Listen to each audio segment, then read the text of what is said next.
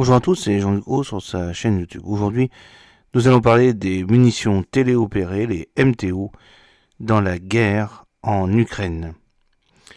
Dans le cadre du conflit russo-ukrainien, les munitions téléopérées, également appelées les munitions rôdeuses, ont prouvé leur efficacité stratégique sur le champ de bataille. Ces drones kamikazes se sont imposés comme un atout clé pour frapper les infrastructures essentielles et les équipements militaires de grande valeur, tels que l'artillerie, les véhicules, les systèmes de défense aérienne et les postes de commandement.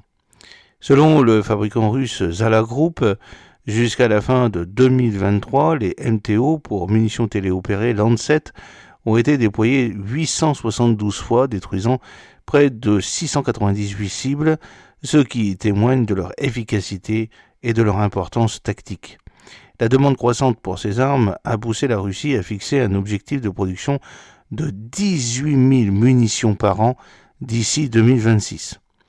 Le recours intensif aux MTO dans le conflit russo-ukrainien souligne la transformation des stratégies militaires modernes en rendant plus accessible la capacité de frappe de précision à des acteurs de toute taille et en accélérant le développement de technologies de défense adaptées. Par ailleurs, les récents conflits en Ukraine, au Moyen-Orient et au Haut-Karabakh ont mis en lumière l'importance des MTO dans la guerre de longue portée. Le marché de cette nouvelle catégorie d'armement est estimé à 6,85 milliards de dollars d'ici 2031. L'expérience en Ukraine montre que les munitions téléopérées transforment le champ de bataille. Elles rendent les frappes de précision plus accessibles et moins coûteuses, tout en réduisant les pertes humaines. Cette évolution redéfinit les stratégies de défense et pousse les puissances militaires à investir dans des contre-mesures adaptées à cette nouvelle ère de guerre hybride. Alors, qu'est-ce qu'une munition téléopérée ? Une munition téléopérée, MTO, est un type de véhicule aérien sans pilote conçu pour engager des cibles au-delà de la ligne de mire avec une ogive explosive. Les MTO sont souvent portatives et destinées à doter les troupes au sol, en particulier l'infanterie, de munitions de précision guidée. La grande majorité des MTO est équipée de caméras électro-optiques ou infrarouges de haute résolution pour permettre à l'opérateur de localiser, surveiller et guider la munition vers sa cible. Un des principaux atouts des MTO réside dans leur capacité à rôder pendant une période prolongée, offrant aux télépilotes le temps nécessaire pour choisir le moment et la cible à frapper. Alors, quelles sont les caractéristiques opérationnelles ? Au niveau capacité, une portée allant jusqu'à 1700 km selon le type de munition utilisée. Autonomie d'une vingtaine de minutes à plus de 11 heures de vol. La masse avec charge utile, les MTO se divisent en deux catégories principales, celle de quelques kilogrammes transportables à la main et celle atteignant plusieurs dizaines voire centaines de kilogrammes. La charge utile varie en fonction du type de munition employée. Au niveau propulsion, on a des moteurs électriques pour les drones légers, moteurs thermiques ou à réaction pour les modèles lourds ou à longue portée. Au niveau atout, rapidité et mobilité, les MTO rapides à déployer s'adaptent efficacement aux bases mobiles ou improvisées. Au niveau précision, guidés manuellement jusqu'à l'impact, les MTO offrent une précision chirurgicale tout en limitant les dommages collatéraux. Au niveau diminution des pertes humaines, les MTO réduisent les risques humains en évitant l'engagement direct des forces. Au niveau des effets psychologiques, les attaques de drones maintiennent une pression continue sur l'adversaire, perturbant ses défenses et renforçant son sentiment d'insécurité. Alors, quelles sont leurs vulnérabilités ? Il y a donc la lutte anti-drone. Les systèmes modernes, radars, missiles, brouilleurs, peuvent intercepter les MTO ou limiter leur efficacité. On a le brouillage électronique. Les MTO guidés par GPS ou par radio sont particulièrement vulnérables face aux brouilleurs.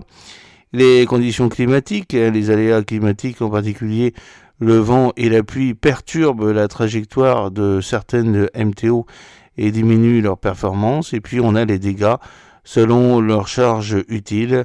Les MTO sont limités dans leur efficacité contre les cibles fortement blindées. Alors, quelles sont la cartographie des pays fournisseurs des munitions téléopérées dans la guerre en Ukraine? Là, on a les fournisseurs de l'Ukraine, le Royaume-Uni, la Pologne, l'Ukraine, les États-Unis, prochainement la France avec Colibri, et puis l'Allemagne avec le HX2 Karma. Et pour les pays fournisseurs en Russie, on a l'Iran, la Russie et potentiellement la Chine avec le Garpia. Alors les munitions téléopérées, clés de la guerre en Ukraine, des livraisons au cœur des alliances militaires. Depuis le début de la guerre, les États-Unis ont soutenu l'Ukraine en lui fournissant des MTO Switchbait dans le cadre d'un programme d'aide militaire de 800 millions de dollars. Par la suite, l'Ukraine a également bénéficié de drones kamikazes britanniques et polonais. Elle s'apprête désormais à recevoir des équipements similaires de la France et de l'Allemagne. De son côté, la Russie avait déjà reçu des MTO iraniennes avant même le début du conflit, bien que la Russie produise désormais ses propres MTO largement inspirés des Shahed 136 iraniens. Elle recevrait depuis peu des munitions Garpira d'origine chinoise. Les Switchbaits ukrainiens contre les Lancet russes. Le Switchbait est une MTO conçue par les entreprises américaines AeroAvaimed pour l'Ukraine. Il en existe deux versions. Le Switchbait 300 est un modèle léger, transportable par des fantassins, avec une charge équivalente à une grenade de 40 mm. Le Switchbait 600 plus lourd est équipé d'une ogive anti-blindage à charge creuse. Depuis le début de la guerre, les Américains avaient fourni plus de 700 MTO Switchbait à l'armée ukrainienne. Du côté russe, le Lancet, développé par l'entreprise russe Zala Aero, se décline également en deux modèles. Le Lancet 1, petit et léger, le Lancet 3, une version beaucoup plus lourde. Malgré leurs différences de capacité, les deux versions sont équipées d'une ogive à charge creuse capable de détruire des véhicules blindés. Leur lancement peut se faire par catapultage à partir d'un véhicule. En outre, un projet d'installer des Lancets sur des navires de la marine russe a vu le jour en 2021. Des munitions téléopérées aux objectifs et capacités diverses. Nous pouvons distinguer deux types de munitions téléopérées, les munitions légères de courte portée, pesant quelques kilogrammes, pouvant être transportées par un fantassin et déployées sur la ligne de front, et les munitions lourdes de longue portée de plusieurs centaines de kilogrammes destinées à des frappes dans la profondeur. En outre, les MTO permettent de réaliser des tirs indirects de précision, optimisant ainsi leur utilisation et leur impact.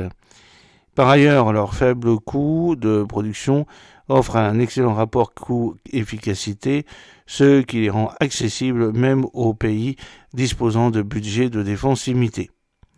Alors vous avez sur quelques petits graphiques un comparatif capacitaire des munitions téléopérées, avec leur endurance, la masse avec charge utile, les rayons d'action, l'endurance, la masse avec charge utile et les rayons d'action entre l'Ukraine et la Russie. Alors les munitions téléopérées, la place de la France et de son industrie. Avant la guerre en Ukraine, le ministère des Armées avait manifesté son ambition d'acquérir des MTO, donnant naissance au projet Colibri et l'Arinae sous l'égide de l'Agence d'innovation de défense. En 2023, l'AID a sélectionné deux solutions pour le projet Colibri, porté par MBDA Novadem pour une solution légère et rapide à déployer et KNDS DLR pour une option plus robuste et polyvalente, et ce afin de répondre rapidement aux besoins des forces armées. Parallèlement, la loi de programmation militaire 2024-2030 prévoit l'acquisition de 1800 MTO pour l'armée de terre.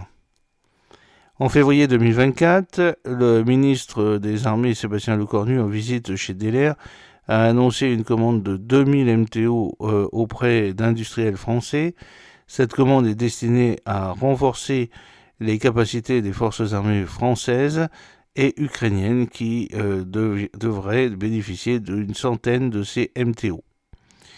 En octobre 2024, un test du Colibri a marqué une étape décisive pour ce projet. Ces essais menés par la DGA ont validé l'efficacité de ce drone kamikaze, conçu pour frapper des cibles statiques ou mobiles dans un rayon de 5 km, tout en résistant au brouillage. Ce projet illustre une mise en œuvre rapide, allant du prototype à une solution opérationnelle en moins de 6 mois. Ces MTO, conçus à partir de drones UX-11 de DLR, est équipé de charges à fragmentation et à effet contrôlé fournis par KNDS France, devrait être livré en Ukraine en novembre 2024. Voilà, j'espère que cette petite vidéo vous a plu. N'oubliez pas de cliquer sur le pouce pour la promouvoir, de vous abonner si ce n'est pas encore fait et de partager cette vidéo sur vos réseaux sociaux. À très bientôt. Fidèlement, Jean-Luc O.